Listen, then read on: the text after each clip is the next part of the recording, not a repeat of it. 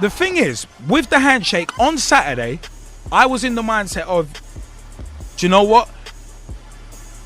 A handshake, to shake someone's hand, is a choice you have to make. And even Gary Neville, and I found myself agreeing with him a surprising amount recently. But Gary Neville even said, you know what? If you don't like someone, then you shouldn't be expected to shake their hand. Now, the Suarez not shaking Evra's hand was a stupid maneuver. It was a stupid maneuver, and especially because and my view slightly changed because of what Ian Ayre and Kenny Dalglish had said, because I actually didn't know that the club did not know that he wasn't going to shake hands. So it's one of them ones. Yeah, Suarez, sorry son, but you have made the club look bad. You've made yourself look bad. The respect campaign, I said earlier in the show, the respect campaign's a load of BS. I mean, usually it's respect the refs, respect each other. Shut up. Football is a dog-eat-dog sport, and there are a lot of selfish TWATs in football, and that's me being generous about it. So it's one of them ones. The respect campaign is just that to me. The respect campaign's always been a load of crap anyway. It's just a PR thing. But at the end of the day, Suarez not shaking hands. Even if he had shaken hands, look at how parasitic the media in England are on a general basis. To an extent, I actually do agree with what John Barnes was saying, and the media have not helped, because anyone who watched the pre-match build-up, you wouldn't think that Man United and Liverpool were the two most successful teams in British football. You wouldn't have thought that. You wouldn't have thought that at all. You would have thought that there wasn't 22 players on the pitch. You would have thought, looking at even Sky Sports website, who was on the website? Evra and Suarez. Not Ferguson versus Dalglish like a year ago. It was one of them ones. It was just all the hype was, he's back from racing. It's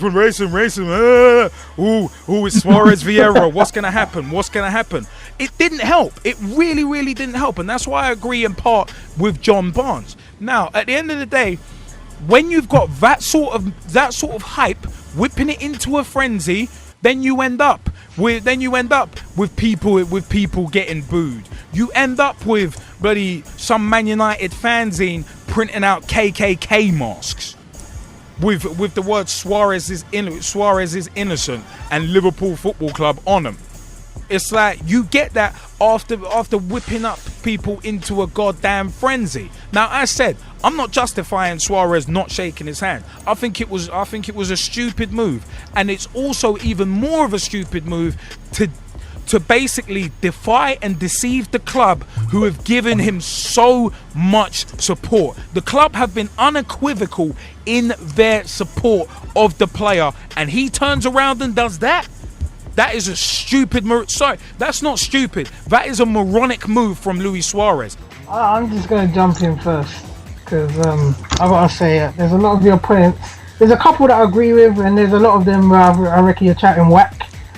And I'm going to start with the whack ones, especially with the Man United and Liverpool, the FA not intervening with the handshake. At the end of the day, it was a PR mission for the FA to, make the two biggest clubs in England, look civil in a situation that got badly out of hand. The two clubs agreed that their players were going to shake hands. That's the difference between the QPR and the QPR and the Chelsea match, because obviously something happened there where the two sets of players never agreed. Man United and Liverpool actually agreed. Now, Luis Suarez decided to take it on his own shoulders and say, look, you know what, I'm going to disrespect this and I'm going to do my own thing, not shake Evra's hand. That rubbish about you saying, about John Barnes as well, talking about how Suarez shouldn't be put in a predicament, like that. At the end of the day, Suarez put himself in that own predicament. And as I said on WhatsApp earlier on to you, at the end of the day, in context, he might have used the word negrito, but in context, it was negro. He said, "Oi, blackie," or whatever it is. He said blackie. You get me? And if you like being called blackie, if you like people turning around at you and calling you blackie, that's you. He actually said negro. He actually said negro, which is black, not blackie. That's He what I'm actually saying. didn't say blackie. He actually said Negro, Well, which put is it in black. context. Put it in context. Don't just use the simple phrases of No, England to- I'm English to directly Spanish. quoting from the Use report. context. Use context. And that's what he's been charged on his context of language. Because it's easy to say, oh yeah, you used the word black, but why did he use black? How did he use black? And in which scenario and situation did he use the phrase black? You know, there's a lot of controversy surrounding this issue.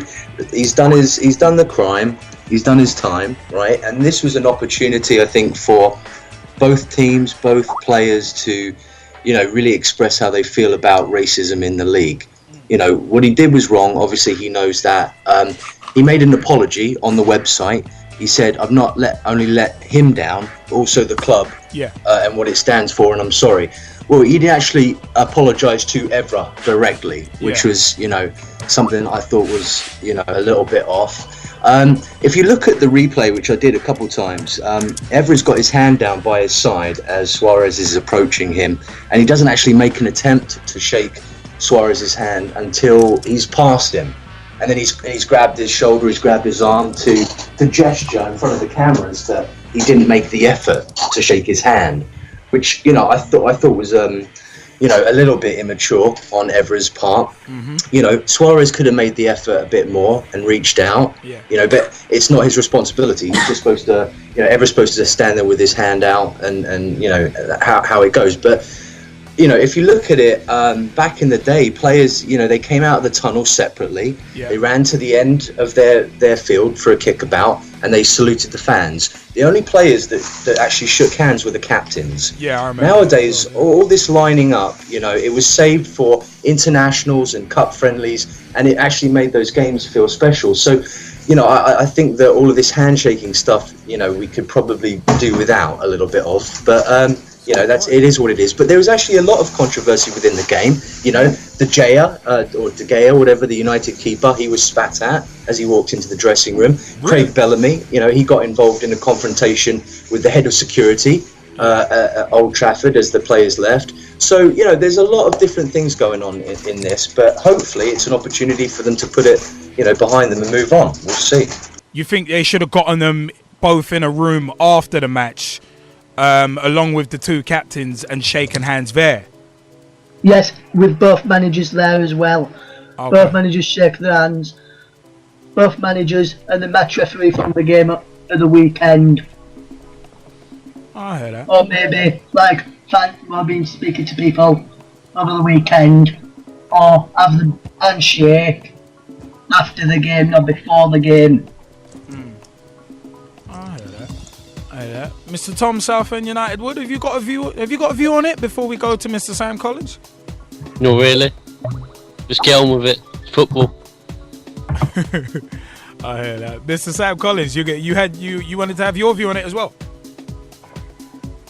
Yeah, well, like I said, I haven't I didn't read the report, I've got to be honest, the report that Liverpool first brought out. I'm talking about when it first happened, and Suarez had his say on, you know, why he thought he didn't do anything wrong, etc. And I read a report from Tim Vickery, who's a South American journalist, and he said he reported from Uruguay saying the people in Uruguay can't understand what all the fuss is about, because that word is, like, colloquially said there. Yeah. So I could understand a little bit where Suarez where the defending for him was coming from a little bit, but I suppose when you go to a new country, you do have to understand, like, the word rules, you know, and what's allowed to be said. And surely he would have worked out during his time here that something like that can't be said. And as for Evra, I agree with Tom. Was it Tom? It was Jonathan. Sorry. Jonathan, I agree with him that Evra didn't raise his hand completely. You know, he did have it by his side, and he brought it up slightly, and he didn't really go to shake his hand. So I thought that he could have dealt with that better. And as for celebrating in front of Suarez, I thought that was a bit thinny, but I can understand that as well because of, you know, the emotions and everything that Rio Ferdinand tweeted. But yeah, I think it's, you know, he's apologised now. I noticed he didn't actually apologise to Evra in the statement, but you know, let's hope that he can put it all beside them and move on. No, Jazzy, you've been waiting patiently. How about it, dude? I have been waiting patiently, and you know what? First and foremost, I want to go and talk to the Man United fans behind the fanzine and behind them t-shirts. You lot are a disgrace. Yeah, because the thing is, what I would have wanted, not just as a Man United fan, but as a fan of football, was for this thing to have a line drawn under it. Not just by the players themselves, but by the fans as well. And all you lot are going to go and do is perpetuate this issue. And worse than all of that, right, you are perpetuating something that is even bigger than the sport of football, full stop. So all of you lot have to look at yourselves and say, what was that really about? And then put your hands up and say, you know what, actually, we didn't help this situation. Now, one of the things I want to pull you up on, LJA, is you was talking about the media overhyping things and not helping out the situation. And what I want to say is this.